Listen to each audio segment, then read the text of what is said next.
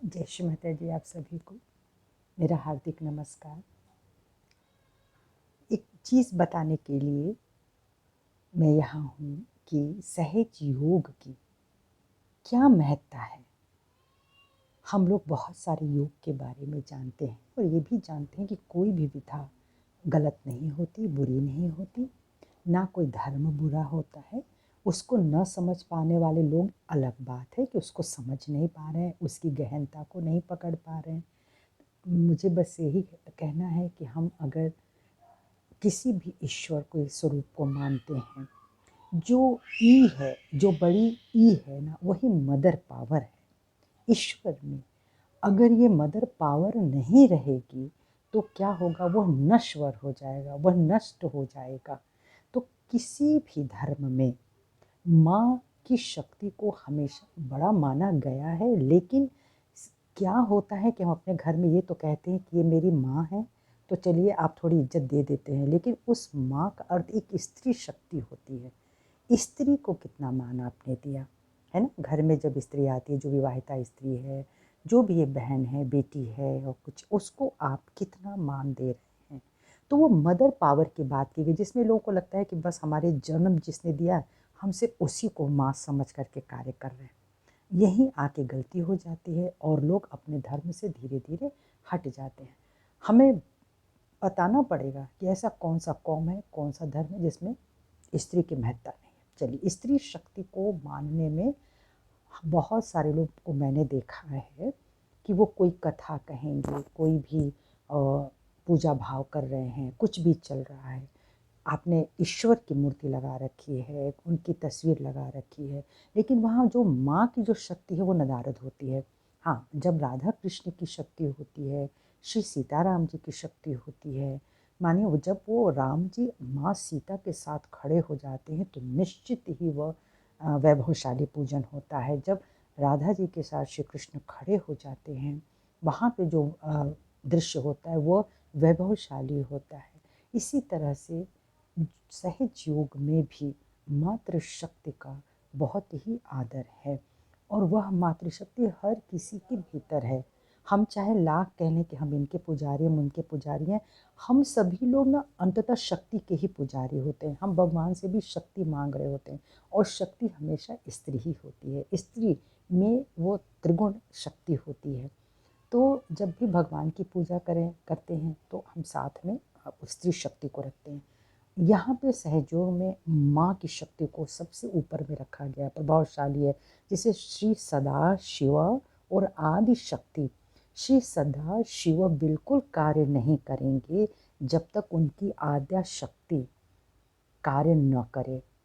करवाने वाले वही हैं, वही प्रेरणादायी हैं, वही प्रेम देने वाले हैं, फिर भी वह शव के समान है। कहते हैं कि शव में अगर ई शक्ति नहीं हो तो वो शिव नहीं बनते। ठीक है, तो वह सदा शिव नहीं रहते, उनके अंदर एक शक्ति बैठी हुई है। उसी शक्ति को उन्होंने बाहर निकाला और इस तरह से मातृशक्ति का जो अलग से एक उदय हो गया, तो वह बहुत ज़रूरी है। एक कथा भी है ना कि जब भगवान शिव माँ पार्वती जी के साथ बैठे हुए हैं तो कोई एक था देवता या कोई राक्षस था, वो जरा मुझे उनका नाम नहीं याद आ रहा इस समय सटीक। वो गया, शिव जी का बहुत बड़ा भक्त था और शिव जी के दर्शन करने गया। शिव जी का दर्शन उसको मिल गया, वो वहाँ पहुँच गया और वो शिव जी का चक्कर काटना चाहता था, लेकिन अफसोस वहाँ तो बगल में माँ पार्वती बैठी थी, तो उनको पार्वती जी का चक्कर काटना पड़ता, इसलिए वो हिचक जा रहा था। उसके चक्कर पूरे ही नहीं हो रहे थे।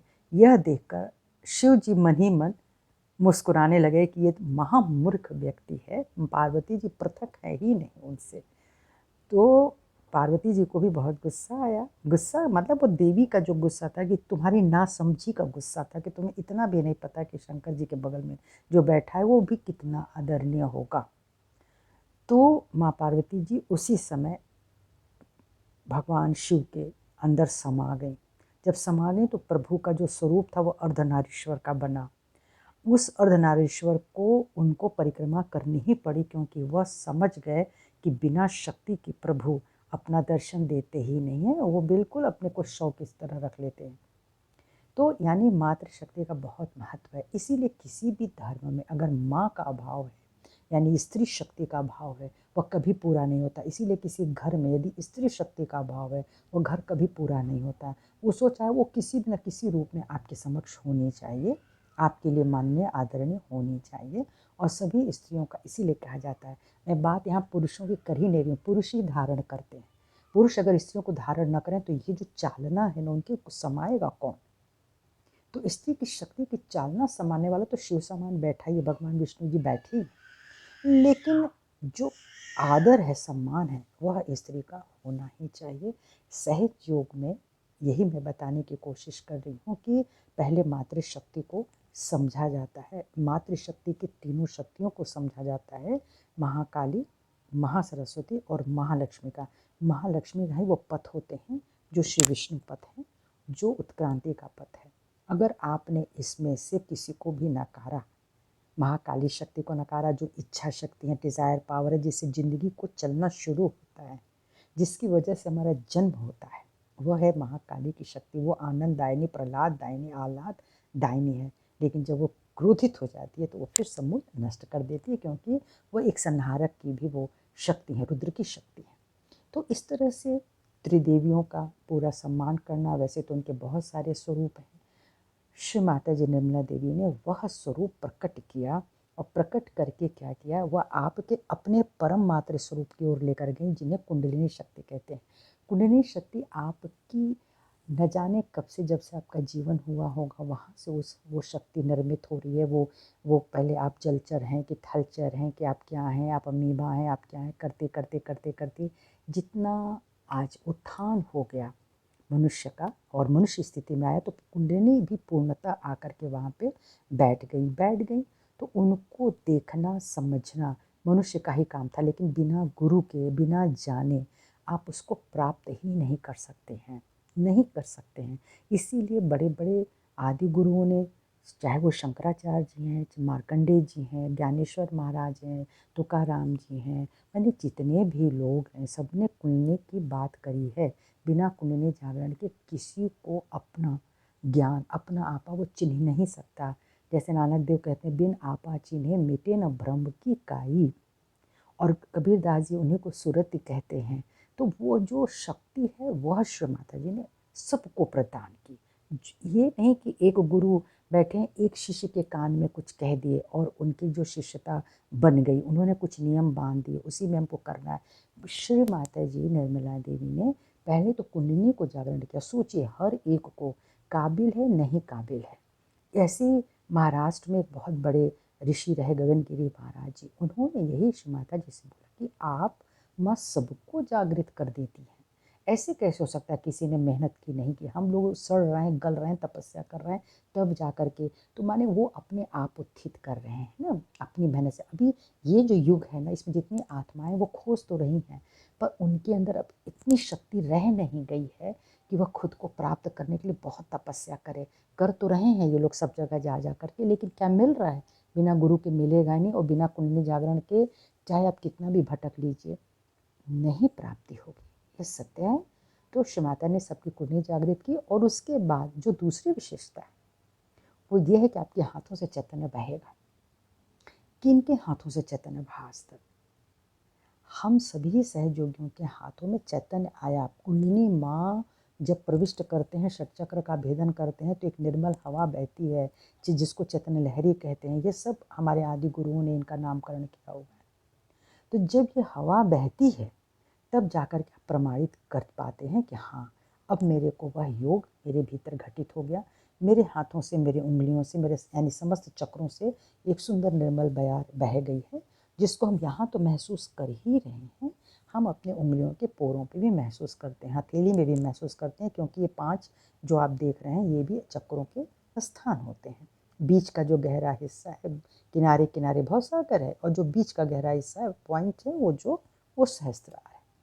तो ये जानकारी तो आपको कहीं भी शायद मिल जाएगी कि ये मूलाधार है, और ये स्वादिष्ठान है, या नाभि है, अनाहत है, विशुद्धि है, आज्ञा है, कहीं भी मिल जाएगी। अब तो सब जगह उसके चार्ट चल रहे हैं। लेकिन सहज योग में हमें ये पता चला कि मेरा अपना चैतन्य मेरी आत्मा की जो लहरियाँ होती हैं, शिव लहरियाँ, वो हमारे हाथों में बोलती हैं। वही शिव जी की लहरी बोल रही है, चेतना लहरी, वहीं गणपति बैठे हैं। तो ये जो आपको अनुभव मिलता है वो केवल और केवल सहयोग में मिलता है।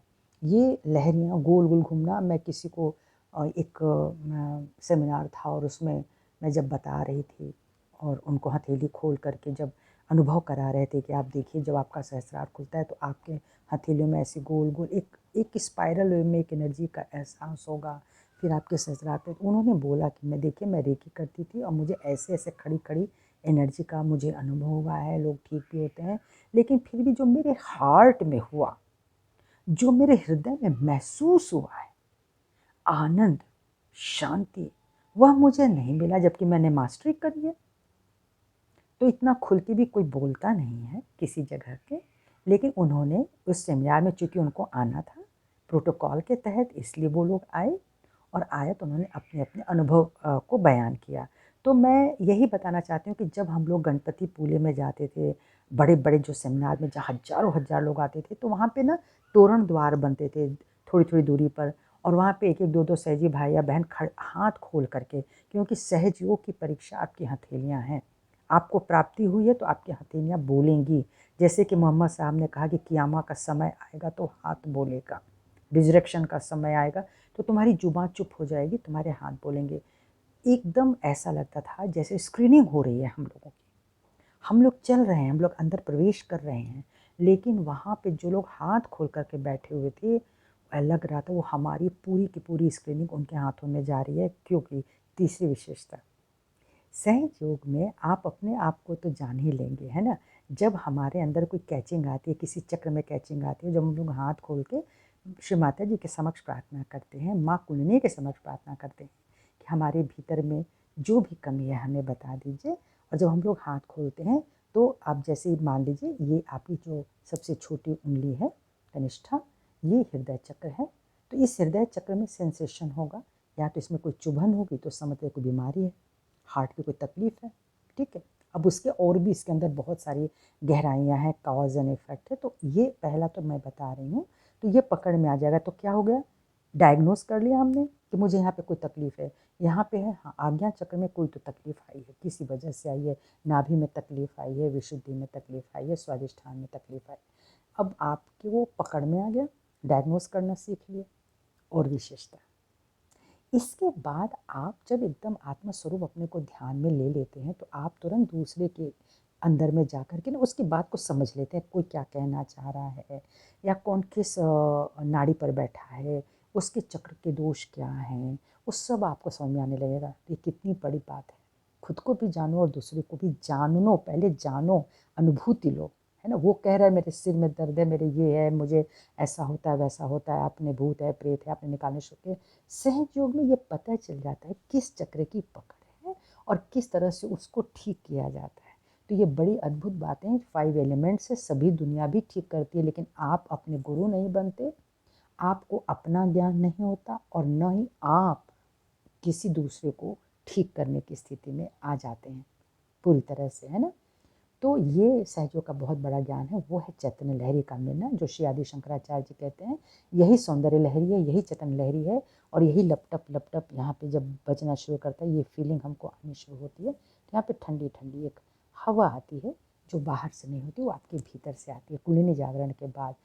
तो ये जो सहज योग की विशेषता है, मैंने कहीं नहीं देखी, कभी नहीं देखी और कभी पढ़ी भी नहीं थी। तो वो हमें आकर के सहयोग में ये ज्ञान मिला है। इसलिए सहयोग को इसलिए मत समझिएगा कि मेरी बीमारी ही ठीक हो जाती तो अच्छा था, मेरे फलाने की नौकरी लग जाती तो अच्छा था, मेरी बहू को बच्चा हो जाता तो बड़ा अच्छा था, तब तो माता रानी सुनती, मेरा घर बन जाता, मेरी कार आ जाती तो बड़ा अच्छा था। ये तो सुन लिया गया, किसी की कार आ गई, अरे वाह श्री माता जी ने सुन लिया। नहीं नहीं, श्री माता जी वो आपने मेहनत करी, आपकी मेहनत होते होते होते वो आपके भीतर वो कर्म भाव बने और ये फल आया। जितने लोगों के पास गाड़ियाँ, जिनके पास मकान है, सबके उनके अपने कर्म फल हैं, वो मिले। अब ये नहीं कि शिव माता जी जो उतरे हैं वो इसलिए नहीं धरती पर आए कि वो हमको गाड़ी और मोटर प्रदान करें, हमारे घर में बच्चा दें, नौकरी दें, वो इसके लिए नहीं थे। वो आए थे, आपकी आत्मा भटक रही थी, आपकी आत्मा तड़प रही थी, आपको आत्मा की तरफ ले जाने वाले लोग नहीं मिल रहे थे, कथा कहानी से ये नहीं मिलती है। इस जिस अनुभूति से मिलनी चाहिए थी वो थी कुंडलिनी जागृति, आपके भीतर की वो सुषुप्त अवस्था, प्रचंड ऊर्जा। जब वह जागृत होती है तो सब कुछ हमको प्राप्त हो जाता है। फिर जो मिलता है ना वो बोनस है। हम जब तक जिंदा हैं, हाँ हम गाड़ी से भी चलेंगे, हम हवाई जहाज से भी चलेंगे, ये हमारा बोनस है। इसके लिए हमने प्रार्थना नहीं की कि हमको हवाई जहाज में यात्रा मिले। हमने एक इच्छा करी और हमको यात्रा मिली, वो एक अलग बात है। कहीं लिखा था, हो गया। लेकिन सहयोग अपने आप में अद्भुत विधा लेकर के है। तो जब भी सहयोग में प्रवेश करना है या सोच के आए कि आपको आत्मा मिलेंगे, आत्मा की प्राप्ति होगी और सहस्त्रार खुलेगा, कुंडली जागृति होगी और उसके बाद आपके जीवन में सुकून ही सुकून होगा, जो आत्मा का सुकून होता है। सबको मेरा आभार, प्रणाम, जय श्री माता।